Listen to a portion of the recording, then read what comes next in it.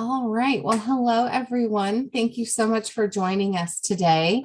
As you can probably see, I have started the recording. So we are recording this session so that we will have a copy for people to view afterwards. So if you really enjoy our time together today and you want to relive these happy memories, we will have a recording ready for you when we'll have it posted by Friday. So I am going to go ahead and get started. So first and foremost, my name is Beth Ratzlaff. I am DJA's training administrator. I have a panel here with me today that includes some of our managers and supervisors and our project team. So you may hear them speak up as we go through our presentation today. And I'm going to go ahead and get started. So if you are not familiar with this webinar format, we have it so that you can't, you're not on video and you can't come off mute, but we do have a couple of ways you can interact with our panel today. One is through the chat, and it looks like a few of you have already found the chat feature. This is a really good place to say hello, your greetings, jokes, comments, thank yous. And do make sure you're talking to everyone, just so we can all see those questions that you're not questions. Sometimes people put questions in the chat. We would like to ask you to use the Q&A for the chat, or for the questions. Sorry, Wednesdays. The Q&A is where you put your questions, please. The chat is for your comments and notes and whatnot. So please, again, make sure you're using the right thing for the right piece. And if I can just pause you really quick, because I see a couple people in the chat already who are speaking to hosts and panelists. So at the bottom where you type, there's a drop down, and you can choose between hosts and panelists or everyone. We would encourage everyone to select everyone so that everyone sees what you say in the chat. But then again, use the Q&A for all of your questions, please, so they don't get lost. Awesome. And Desiree, I didn't introduce you, so do you want to quickly introduce yourself before we get going too far? Yeah, no worries. I am the training coordinator. So I work on the team with Beth. We developed all the materials you'll see today, as well as the upcoming written instructions that we'll talk about later. And I will be manning the chat and the Q&A along with our managers and supervisors who are here. So thank you all for coming. Great. Thanks, Desiree. Okay, so I would like to ask Ivan Sandoval. He is our customer service manager, to just give us a brief introduction, and then we'll go into our agenda and talk about the good stuff. Thank you, Beth, and hello, everyone, and good afternoon. I'm Ivan Sandoval, Customer Service Manager for the Clerk's office. We are very happy, very excited about our new portal for records request and viewing and much more other services. On behalf of our office, I want to welcome you to this webinar. You will learn about how to use our new case script portal, and we'll receive much more information. Please use the Q&A functions to ask questions, and we hope that you enjoyed this webinar and learned about our new services. So thank you for being here today. Awesome, thanks, Yvonne. All right, here is what we will be covering today. We have about an hour and it goes very quickly. So what we'll be talking about are the resources that we have to support you with our new portal. We're going to spend a little bit of time talking about the KC script portal that you're seeing today. And some of you may work for agencies where you have access to documents in a slightly different way. So we'll talk about the distinction between the two of those. We'll be covering how our KC script portal works and our system replacement project, what the process of that is. We'll also be talking about how to create an account, manage your account, how to request case documents and hearing recordings, other documents that are issued by the clerk, and we'll cover research requests as well. For those of you who are with an agency that pays with vouchers, we'll talk about what the system will look like for you. We will also be covering sealed cases and documents, how you can get access to those materials, as well as how to do a search in the portal. And then finally, our certified copy verification, what that looks like and how to do that in our new portal. So what I'm going to do now is just talk briefly about our project updates. So you may or may not be familiar with our systems replacement project website. Desiree, I think, is going to drop that into the chat for you all to see. I don't have the chat window open. It would be very distracting for me. But what you'll be able to see on that page is a comparison between our old system and the new one, important project dates, FAQs, contact information, at least until we go live on Monday with our portal. And then there is a questions. If you have questions about the portal, I think Desiree is also dropping an email in the chat there as well that you can email with any of your questions. And let's see what's coming soon. Coming soon is written instructions. Desiree and I have been hard at work on those. We're also producing short videos. So the processes you're seeing today, if it goes by so quickly and you just need to know how to do a small piece of it, we'll have videos to support you through that. And as well as this recording, as I mentioned at the beginning. All right, so let's talk quickly about the difference between the Casey Script portal and the Casey Script portal viewer. So if you are with an agency, you may have a special link into our Casey Script portal viewer right now. And what this does is it enables you to view the documents to which you've already been granted access. If you have that link, if you know what I'm talking about and you have that link, you will continue to view documents that way through the Casey Script portal viewer. But I do want to call out that they're very different. So down here at the bottom of my slide, you can see that the portal viewer doesn't have the nice skyline of Seattle in the background. That's how you know the difference. So if you are in our Casey Script portal, which is what we're talking about today, you'll see this header across the top of the portal with the skyline. And what the Casey Script portal lets you do is submit requests to the clerk's office that require clerk's office staff interactions. You're looking for certified copies of documents, recordings of hearings, things of that nature is what you can get through the Casey Script portal. So if you have that existing portal viewer, then you can view documents there, but where you need clerk help, that's where you're coming to the portal. So hopefully that can clarify a little bit about what we're talking about today. And Desiree, do feel free to stop me if you see questions come through Q&A that we need to answer live. We can certainly do that as we go along. So let's talk about our new portal. What can we do in our portal? This new portal is replacing ECR Online and ERR. So you can, as you can do in these systems already, search for a case, request copies of case documents. You can request digital audio files of hearing recordings, request research that the clerk's office will do for you. We also have some new functionality that does not currently exist in these systems, but will be in our portal. And what that is would be identifying that you're exempt from clerk's fees for document requests, requesting that the clerk's office issues writs, subpoenas, and citations. You'll also be able to request access to sealed documents and sealed cases, request a fee waiver, as well as verify the authenticity of a certified copy if that's something that you need to do. So new functionality is coming to the portal above and beyond what you had in ECR and ERR. What cannot yet be done in the portal? So e-filing is not a part of this rollout. We are not handling that in this phase. We're just replacing the ECR Online and ERR portions. So you cannot file documents into an existing case or start a new case in the portal yet. Electronic service of documents, compiling and submission of working copies to the court, submission of documents to ex parte, went too far there. Those are things that you cannot currently do in the portal.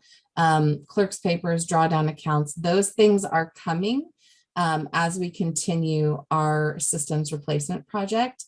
And that's where that website that Desiree dropped in the chat a little earlier can show you our timeline and what to expect with the next phases of our project. But for the purposes of what we're talking about today, these things are not yet included in the portal. So what is happening? Let's talk timeline very briefly. We on the 24th, which is tomorrow, oh my gosh, at 4:30 p.m. ERR will be retired. On the 25th at 4:30 p.m., which I believe is going to be Friday, you can no longer purchase additional copies or add any additional funds through ECR Online. Now, if you have a balance, you can use that for a short period of time. Our portal, this new portal that we're talking about today, will go live on Monday, the 28th. And if you do have funds in your ECR Online account, you can no longer use those as of April 8th. So you do have a little bit of time if you still have funds in there. But ECR Online will be retired as of 4/22. So a little less than a month away. We want you to use your ECR Online balance within 4 days of the portal go live. Anything that's remaining as of the 8th will be refunded. You can also request a refund sooner. The address, the email for our accounting team is there on the screen for you if you'd like to do that. And then records that are purchased through ECR Online will still be viewable for 14 days after purchase, which is where that April 22nd date comes from. So before I go on, I just want to make sure, is there anything that anybody wanted to add as far as the timeline goes? Well, I guess it just popped up in the chat instead of the Q&A. Will the funds that get refunded from the ECR Online balance be funded as the original payment method? I don't know that answer. If one of our managers can tackle that in the chat, but you're good to move on, Beth. Okay, great. So David can answer that for us. All right, let's jump into the portal now. So this is our Casey script portal. I'm currently in the demo test version. And what you'll need to do first and foremost is create a new account. So even if you have an existing account in ERR or ECR Online, you will need to create a new account. It's very easy to do that. What you will do is click on Login and then click on Create New Account. From here, you'll enter and confirm your email address, enter in your personal information, agree to the terms of use, and then click on Create New Account. Very easy. What's going to happen at this point is the portal will send an email to the email that you added above. And you'll click on a link that you get in that email. It'll ask you to set a password, and then you'll have your account set up and done. Once you do have your account set up, I just want to mention that login button not only gets you to your, the login screen where you can enter your email and password. It's also a good place to reset your password in case you forget it. It's happened to me on occasion. Very easy. Enter your email, request new password, and you'll get further instructions to your email. I am going to go ahead and log in. So I've entered my email and my password, and I click login, and you can see that there was a big difference between the menu items that I had when I was not logged in versus when I am logged in. And while I am here, I will say once you're logged in, if you go to my account and you click on your name, this page is where you'll find your account information, where you can update your personal information. If your phone number or your address changed, you can do that here. Click save. So also, if you are just really good at password maintenance, you can come in here and update your password, assuming you know it and been able to log in. I tend to be forgetting them, and that's how I reset my password, is through that process. But I know some people are better at those things. While we're here on the home page, I just want to cover a couple things. So the home page has a few links that I want to point out. First, the search and view court records. If you click on this button, it's going to take you to our case search page, which you can also access from the top menu bar. So if I click up here, it takes me to the same place. We've just put handy links that are a little bit easier for you to get to. If you click on request court records, that is going to take you to our records request page, which you'll also be able to get through to this top menu, through this top menu. There we go. Here on the side, we have FAQs. Those can be very handy if you have additional questions about how the portal works. We also have contact information. So if when you're using the portal, it's not working the way you wanted it to, or you're looking for more information, you can contact us through one of these methods, and our clerk's office staff will be available and ready to assist as needed. We also have the fee table up here, as well as, let's see, just what's viewable, voucher agency information. So the homepage has a lot of helpful things. All right, let's go ahead and start with a document request. So you need a certified copy of a document, or you want to order just a electronic copy, mailed copy, what have you. We can do that all through the records request tab. Again, I can click here in the top menu bar. I can click on request court records. You'll probably see me switch back and forth today just so that you can get the sense of things. I would recommend, especially if you're a frequent user and orderer of records, that you enter a submission title for your request. This will help you distinguish between them when they're in your cart.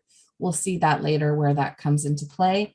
I am going to put in a nice general title here that says document request. So that's just going to help me. Now it's going to put something defaulting in there. You don't have to do this step, but it is nice. If you know the case number, you can come on in here and just type it. You do need to type the dashes that are in the case number. 00.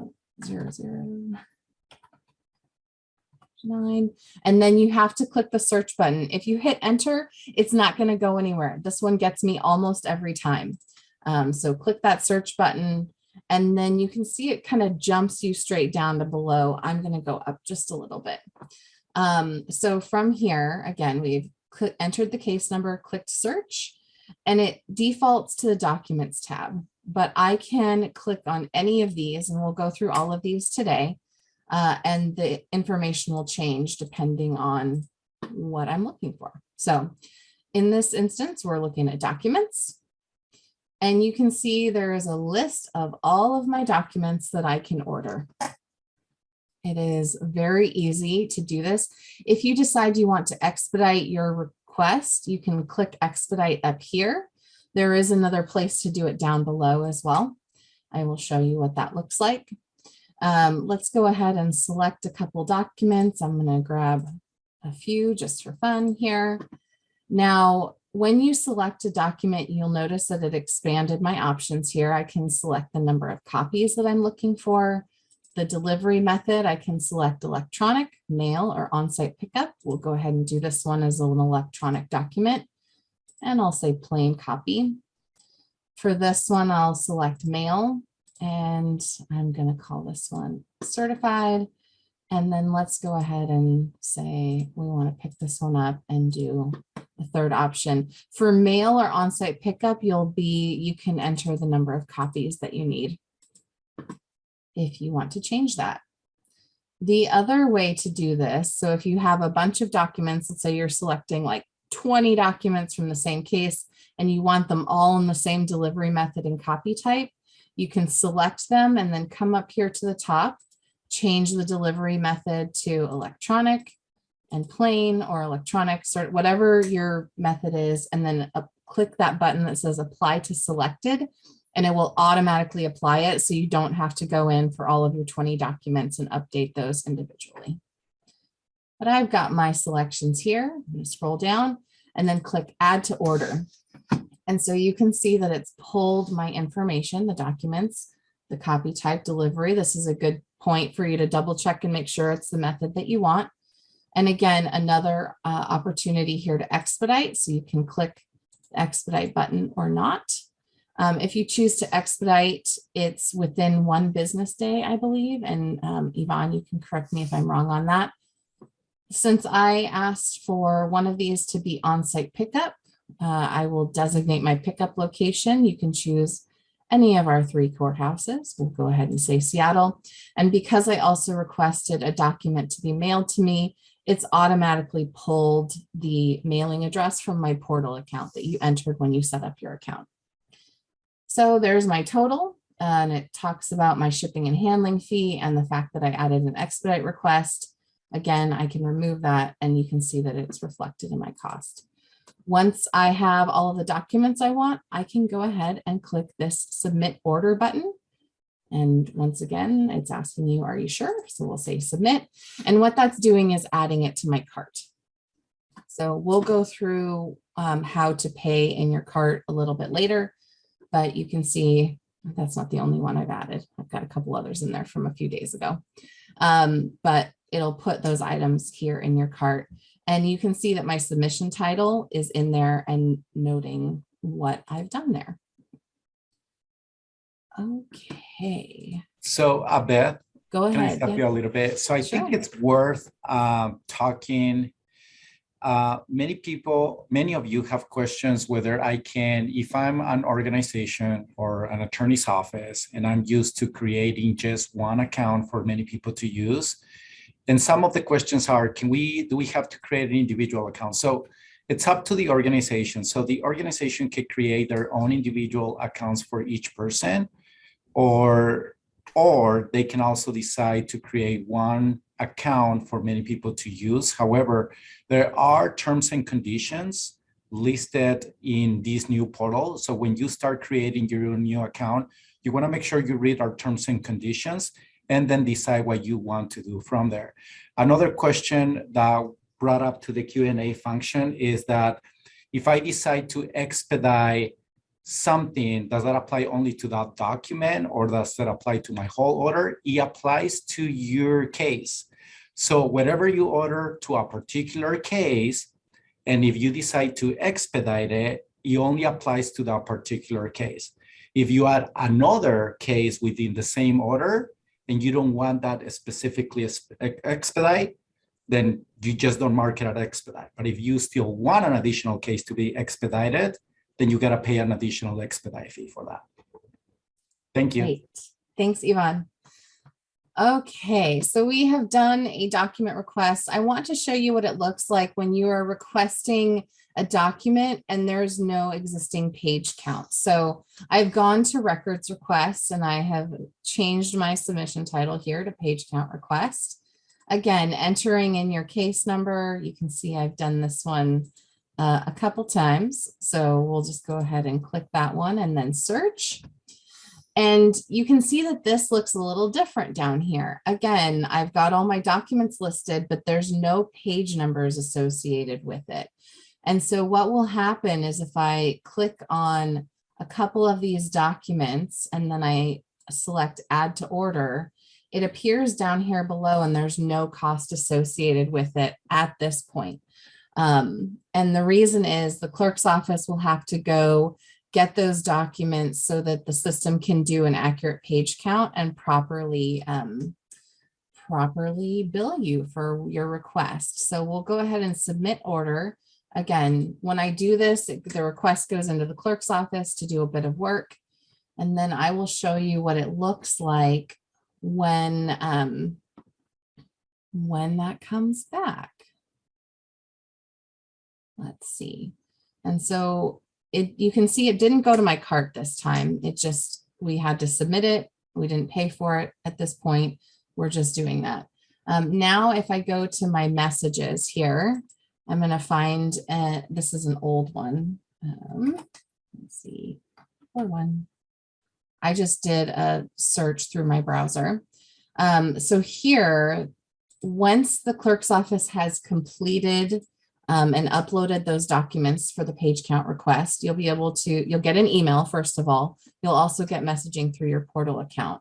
And you can see it says log into your online portal and click here. So I'm going to click there.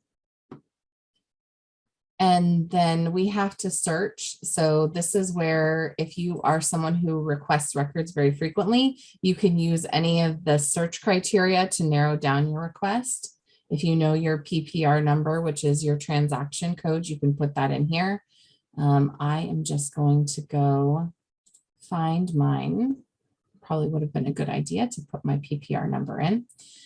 So here's my request. I'm going to click that link and it's going to open up the information for that order. So it says my page count is ready, and to proceed with my order, click here.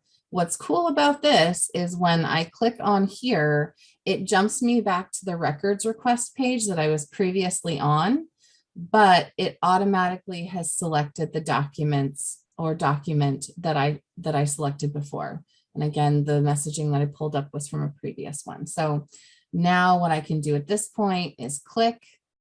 I can select how I want this sent to me, add to order, and then my costs will be reflected. So I can then submit this order and it will go into my cart. So just know that there's not a deposit that's happening at this point. The page count process is done first, and then you can go ahead and pay for your documents once those are ready. Any questions on that before I move on, Desiree? Nope. Okay.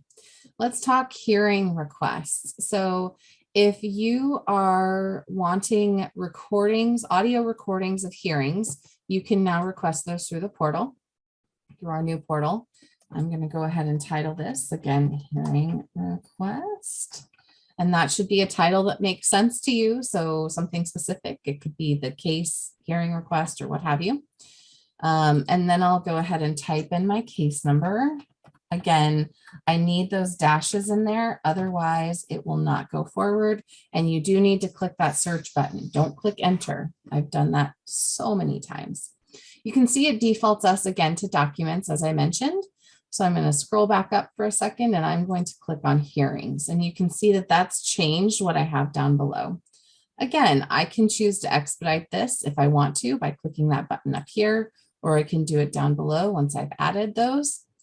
When you see the hearing that you're looking for, you click on the plus sign to expand the information and then click the checkbox to select that hearing. You'll check which one you want for your audio type. FTR is recommended, but MP4 is also available. You can enter in comments if you want. If you're only looking for a partial hearing, so you're only looking for, one witness's testimony or something, and you know the start and stop time, you can click that partial hearing button, enter in the start and stop time, 2:56, and let's say 4 minutes later, 3. And then let's see, we'll do a couple more here. Grab a few trials. And again, like I mentioned, with the document request, you can do the same functionality with the audio. So if you're ordering lots of audio, you want it all FTR, apply to selected, and it will automatically update all of the ones that you have selected. We'll scroll down here, click on add to order, and you can see it's added those.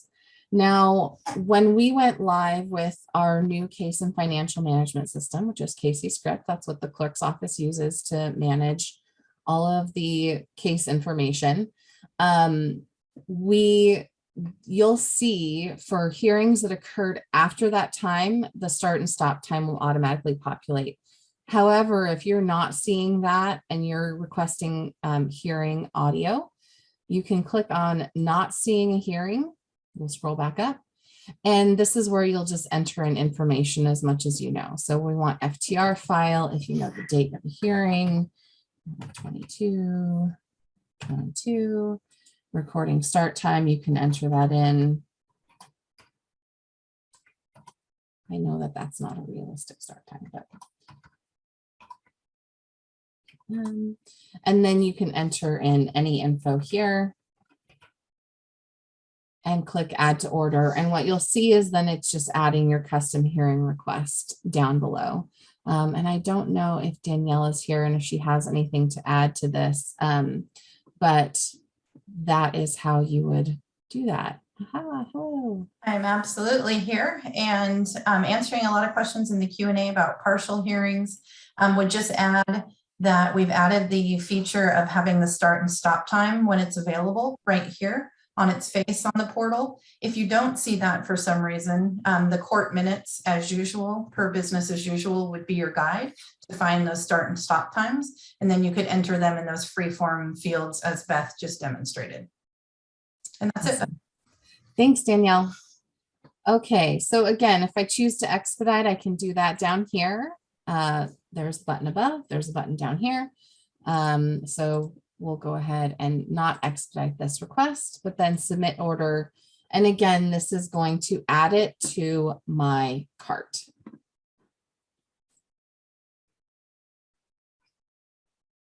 Okay, and there you go.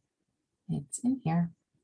All right, let's go back to the home page and do an issuance request. Unless Desiree, there are others that we need to, we're good, moving on. Cruising right along here.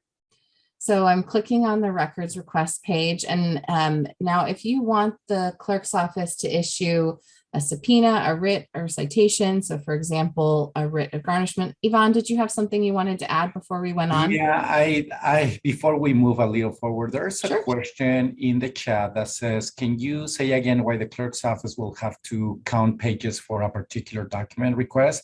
And the reason for that, it's because there are older cases in our system that their documents have not been uploaded into our system. We're talking about very old cases.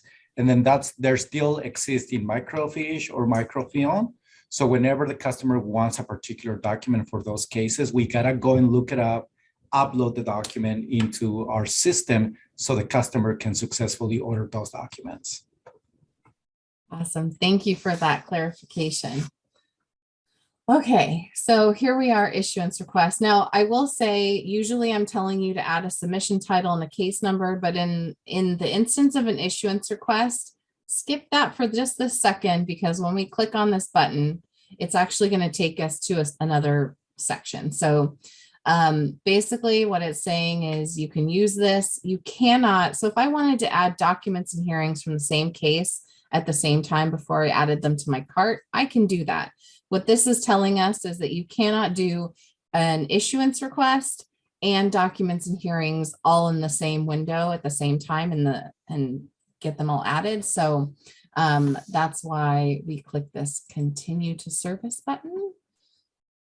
And now you can see we can add our submission title. We'll call this an issuance request. Always with that capital E after that R. Every time. You can see that it pulls over my information from my portal account. And here I will enter my delivery information. How do I want this delivered to me? I will go ahead and enter my case number. Again, with the dashes were filled in there, so I didn't need to do that there. And then the forms. So I'm going to pause for just a second, because at this time, these are the items that you can have the clerk's office issued. We had a lot of questions on our last webinar about other things, but currently these are the items that you can ask the clerk to issue. And we can see if David wants to add anything at some point to this, but just pause so you can see that. And for the purposes of today, I'm going to show you a writ of garnishment. But what I want to demonstrate is that whatever you select, it's going to change what you're required to upload. So if I say a writ of restitution, I need to do a writ of restitution. It'll name whatever it is that needs to be done. For today, we are going to do a writ of garnishment. What you'll do is select your file. I'm going to go to my desktop. Where are you at, desktop? There you are. Where I have my application for writ of garnishment. I'll go ahead and open that. Again, we'll choose file. This one will be our writ of garnishment.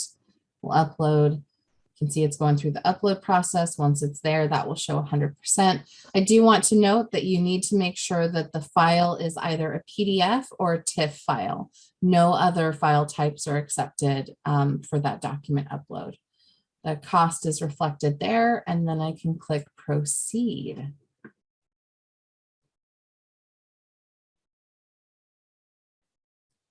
And what this should do is, again, take me to my cart. So you can see I've got lots of things in there, and this is my issuance request here. Oh, this one down here. So that has been added to my cart. Now I can carry on adding all kinds of hearing and document requests. You just can't do them all at the same time because it pops you into another window.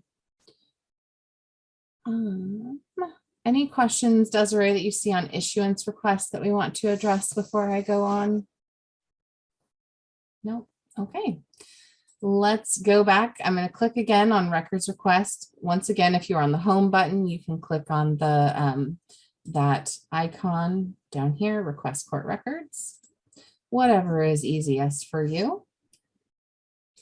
I am now going to do a research request. So a research request would be if you don't, for whatever reason, have the case number, you're not able to find it when you're doing the case search, and you're looking for the clerk's office to help you out. We will gladly do some research for you, but at a cost. So again, I've got my title here. I don't know my case number. I'm going to come down here and click this button that says, can't find what you're looking for. I can choose to expedite this request if I wish. So I can select that button there. We'll go ahead and keep that unchecked. And this is basically where you'll put in as much information as possible. So delivery method, you'll want to most likely select electronic because the result of a research request is typically a case number. And to have a case number delivered to you any way other than electronic, it will take a little bit longer. So I would recommend the electronic method there. We will enter in as much as we know. We'll say test versus test. Again, make that big E. Okay. Parties, we'll have Jane test and John test. Year of the case, if you know it, 1965. And then you can enter in the case type. We'll say civil. Additional information, if you have any, you can add it in here. This had to do with a vote. Sure. And we'll click on add to order. What that's doing is entering that information below. Again, there's that expedite checkbox here, or if I forgot to do it there, I can click it down here or uncheck, whichever. And then we'll go ahead and submit the order. Now, what the $30 cost for the research request is it gets an hour of clerk's research time. We'll go ahead and click submit. And this will once again add this to my cart.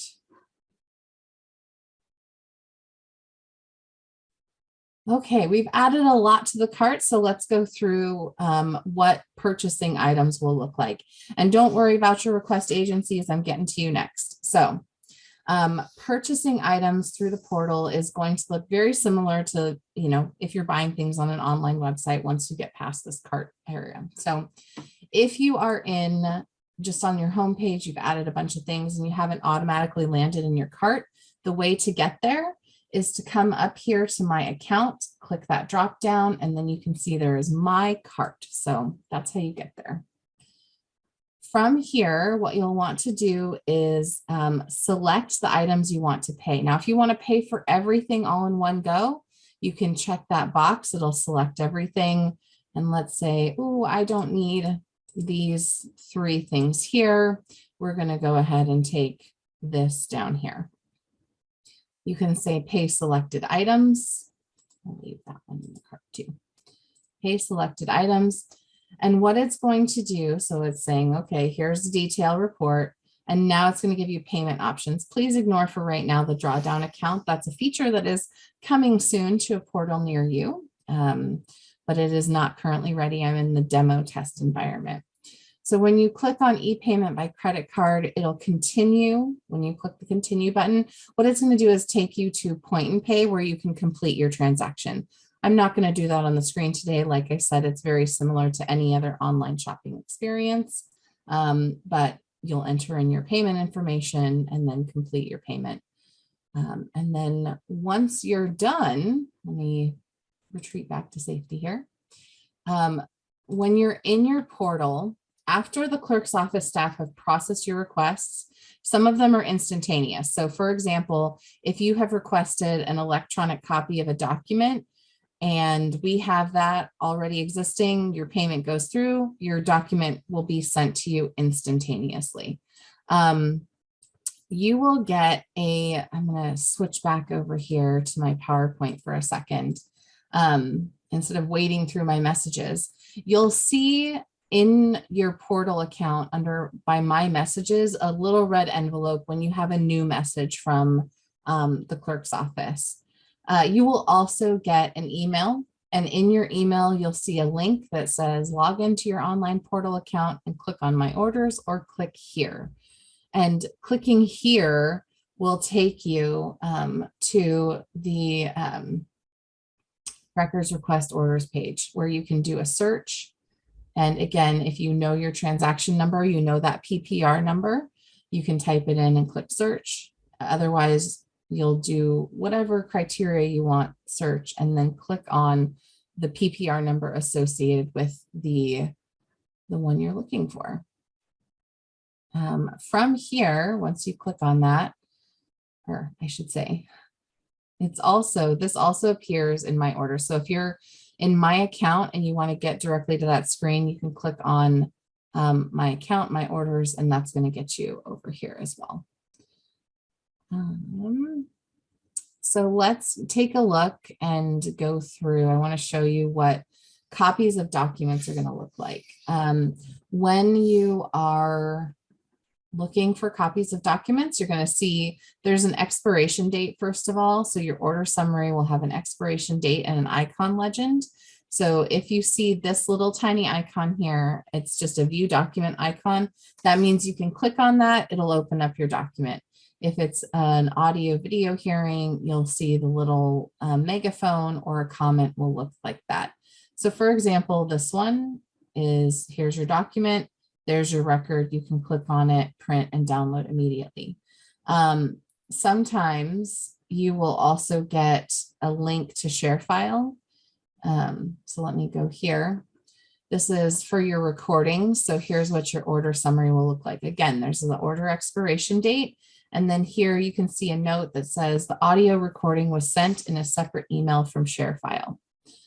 And that will just show you where you can go and find that information.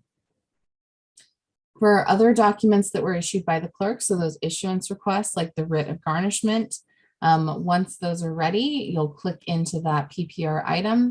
You'll again see the expiration date, and then the documents, the view document icons are available. So you can click, those will download, and then you can save them to your computer.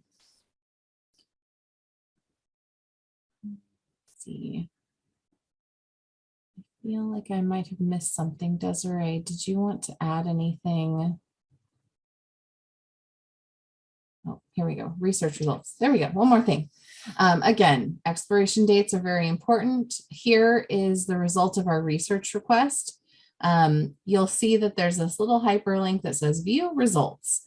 And then this is the key. The King County Superior Court case number you're looking for is, and the case number is entered there, so that then you as a customer can take that case number, drop it in, and do your search from there and order your documents and hearings and all of those good things. I'm going to pause because I'm sure we've got questions that need to be answered.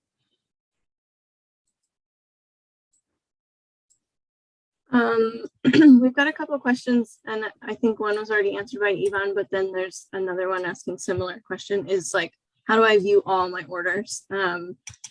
So it was on that slide that showed the how do I get my stuff, but Beth can also show you how to get to the my orders list. So in the account, even when you're logged in, if you click on My Orders from the My Account menu, this will have, let me go ahead and clear this just so we can get back to reality. So when you log in and you haven't searched for anything, it's just going to be like this. Now, if you know it was something you did last week, you can select an order date range. You can enter in your PPR number if you have it. You can also narrow down by type. Like, it was a document request, I did it last week, and then you can do search. Otherwise, you can just click the search button. So if you're not someone who's frequently requesting documents, just hitting the search button is very easy. And then you can see from here, this is the records request orders page, and you can see the status of your request. So my document request was received. This electronic documents received. Other documents, that's usually an issuance request. I think page count requests come through that way sometimes. That one's completed. So wherever it's completed, you'll see completed, received. It kind of helps distinguish between what's going on. And you can see the status. Yvonne. Yeah, can you click on one of your completed PPRs or orders? I want people to see where they can see until when they can view the documents that we deliver to them. And so on the screen here, it shows right under the order summary an expiration date. The expiration date, that means the document we have delivered to you, it's available until that particular date. So you basically have 14 days to view, download, print, whatever you want, email it to yourself, whatever you need to access that particular document that we have delivered to you. And then also very quickly, Beth, if you can, I don't know if it's possible, if you can show them where our terms and conditions are. So if you log out and act as if you are creating a new account, it will show the terms and conditions are all the way at the bottom. So all the way at the screen, and then you can see them right here. These are our terms and conditions. And that's it. Thank you, Beth. All right. I'll get myself logged back in because we're not gonna get very far without that. Okay, so we've got all of that kind of done at this point. What I want to do for those of you who work, pardon me, for agencies that pay with a voucher, let's take a look at what that's going to look like for you. So you're still going to go through the same process of requesting a document, requesting a hearing. All of those steps are the same, but when you get down to the bottom of the page, and I can go back to the page and kind of show you where this will be, you'll see that instead of your total, it'll say voucher total, and it'll reflect the amount. And then there's this little note that says your account contains voucher information for, insert your agency here, that will be used to pay for this order. When you click submit order, instead of it going to your cart, it's going to go to your submissions page, your My Existing Cases. So where it's a document and the voucher is paying for those should be, and the document's immediately available, then those should be ready right away. Otherwise, it's the same notification process once the clerk's office has completed your order. What I will say is that right now, if you do work for a voucher agency, this is a perfect time for you to create your account and get ready for Monday when all of this functionality will be available to you. So we've asked our voucher agencies to email us a list of all of the users who should be covered under the umbrella of their voucher. And so if you have not already set up your account, especially if you work for the voucher agency, we encourage you to do so throughout this week. And our accounting staff will go behind the scenes and make sure that that voucher is associated with your account and that everything is all ready for you come Monday. And I'll see, David, I don't know if you want to add anything to that, but since that is a process that you are in charge of, I will see if you want to chime in.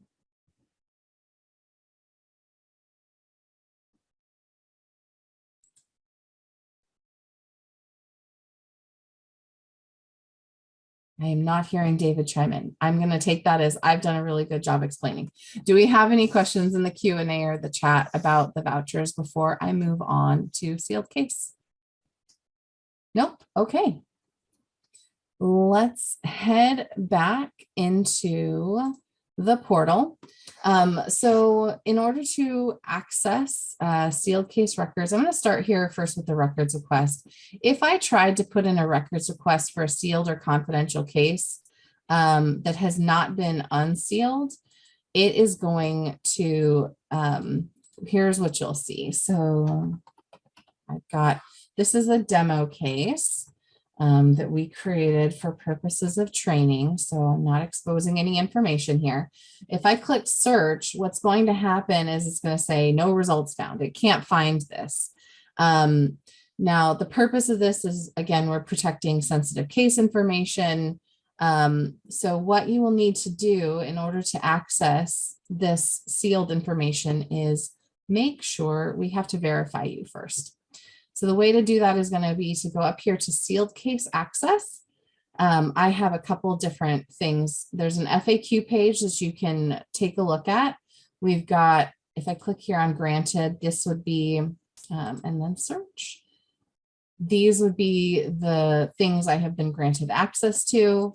Sealed case pending or denied. If I click on that and once again click search, this will be the ones that are pending, or if I had any that were denied, those should show in here as well. I'm going to go to my sealed case access. So you can see this screen looks completely different from my others. It has a little disclaimer up here about who can access and what kind of things you're going to need to prove your ID. We'll enter in our case number. Again, this one, it does not require dashes to be entered separately. So I'll enter my case number and then click submit. And what's going to happen after I click proceed is immediately I need to verify my ID. So don't walk away. If you need sealed access, you need to talk to us immediately. You can see my messages. We've got that red envelope. It's right there. I can click right on that. It'll also come through to your email. And this is a message you'll get if you are, trying to access sealed cases or documents. You will need to make sure you have government photo ID. And then there's a Zoom link that will take you to our Zoom office where we'll verify that you are allowed to access this information. I just heard the ding, so that's my email coming through that says that I will do the same process. I am going to pause and see, Danielle, if you want to add anything before I show sealed document access. No, I think we're rolling right along. Please feel free to use the Q&A, folks, if you have questions on accessing confidential or sealed cases or documents. It's looking Great. good. Thank you. Thanks, Danielle.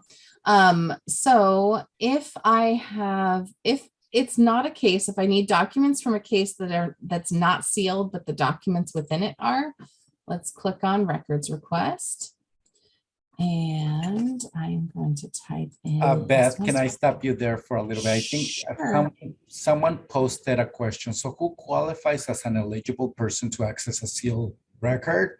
You actually have to be given the authority by a court order or by state law, allowing you to access a particular court record. So if you have been given that authority by a court order, a rule or state law, then you should connect with us, and then we will re-verify, triple verify that you do have access to that particular record. Great, thanks, Yvonne. Okay, so this again is sealed documents. So I've got my case number.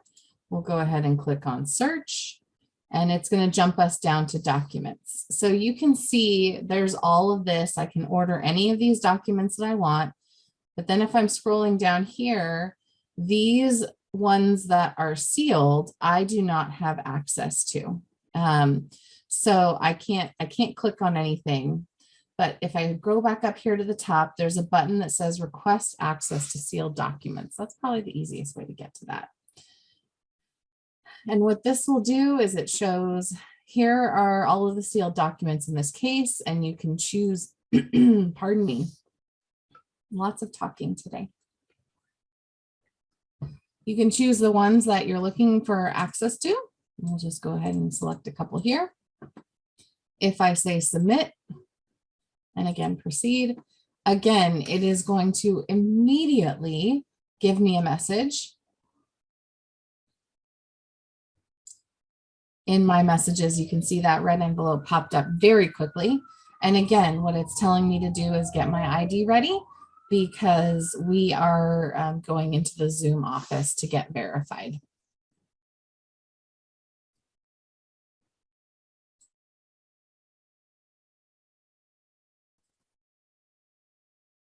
I can chime in, Beth. We are having quite a few questions alive in the Q&A about paralegals accessing confidential or sealed records. I want to just be clear that our functionality is changing as far as being able to offer sealed services online and remotely, but nothing about any authorities as far as who can access sealed and confidential information is changing.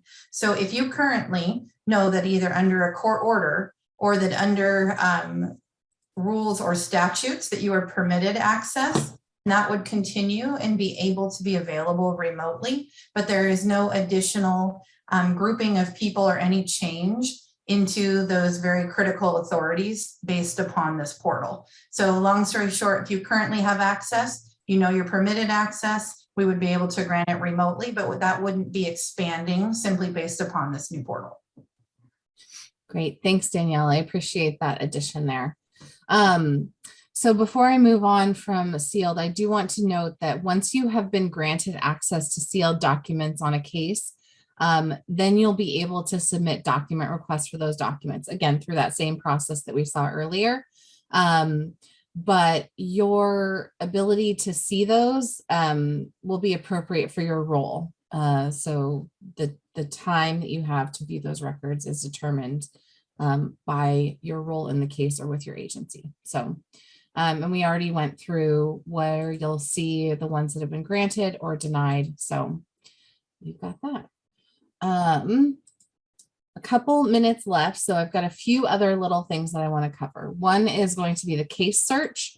So if I click here on case search, if you do not know your case number, you can use this case search. And so choose the type of search. There's all of these different buttons that will lead you to different types. You can search for, again, if you knew the case number, you could type it in, but you can narrow down by any or all of these criteria, click search. Let's see, I think I've got a, is it Squires? And then we'll go ahead and click this. And if we do a search, what it will bring up is anything that applies. And then you can see this case number. I can click on that and it goes into a slightly different view. But from here, I can go into, if I click on the document list, there's the same record, request access to sealed documents. Here's where you can come to request a fee waiver on your case. Purchase and view court records, that's going to jump back to that records request screen. So it's just another way to get to that information. You can also check the participants. So there's a lot of information in this on these tabs, the events, what's coming up, what has already happened, any judgments that exist and are publicly available would be on here too. So just another way to look at case information. But this is going through the case search to the document list. That's the only way to get to the fee waiver. And now I want to just cover certified copy verification. So if you have requested, someone's requested a certified document and your agency needs to verify it, what you can do is log into the portal and you'll come here to this certified copy verification piece. You'll enter in the document serial ID number, which will be on the copy that they have provided for you. You'll type it in and then click search. and it will bring up it'll tell us whether it's valid, and it'll have the ability for you to download that document, and you can compare them side by side and make sure that the certified copy you have received is a valid one. So let me see. I don't know if we're still tweaking a little change here or there, so I don't want to run through it, but the process itself is easy. You're just going to paste that serial ID number, click search, and it'll pop up so you can download. Okay. I'm going to pause for questions. And then, so are there any that we want to address before I go on with my final bits of information? Beth, I think it's worth if you can go back to the main portal page. Sure. And I think it's important for everyone to know. So when you log in to the new KC Script portal on Monday and you're ready to create your account, you can view case docket information without creating an account. So that's important, and it's in here. So at this portal, you can purchase, view, and request King County Superior Court records. You can search for case docket information without an account. And then for those asking questions related to a voucher, if you're a voucher agency, if you want to scroll down, Beth, I want everyone to notice that we have information regarding voucher agencies here. So if you click there, Beth, can you click on it? And then it will give you a phone number where you can call. And so you need to create an online account first, and then call this number, and then somebody will assist you on how we're doing that towards the back end. But I think this is very helpful, and I know a lot of people might be confused or overwhelmed of all the services we can provide through this portal. Feel free to utilize our training materials. We're going to have instructions for everyone to use, translated into 7 languages, for everyone to know, how do I submit a document request? How do I request a sealed document? We will have videos and instructions posted for everyone. So please use all of those or connect with us at any point. Yeah, thanks, Yvonne. So right now you can, the public facing portal is there. So particularly if you're the voucher agency, good time to set up your account. All of the functionality I demonstrated, you can't do it until Monday. So get excited, but you can set up your portal account now.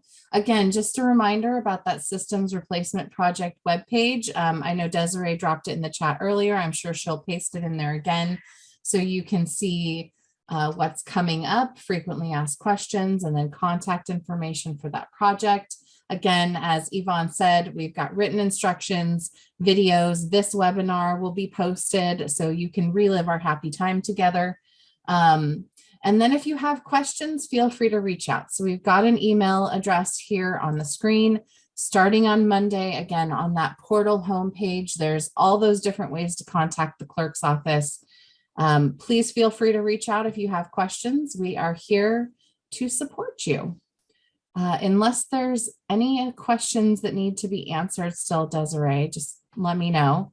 But that is the end of our content. I really appreciate all of your time and attention, and hope that you're as excited about the new portal as we are. So with that, I will send you off into the rest of your Wednesday afternoon. Thanks, Beth, everyone.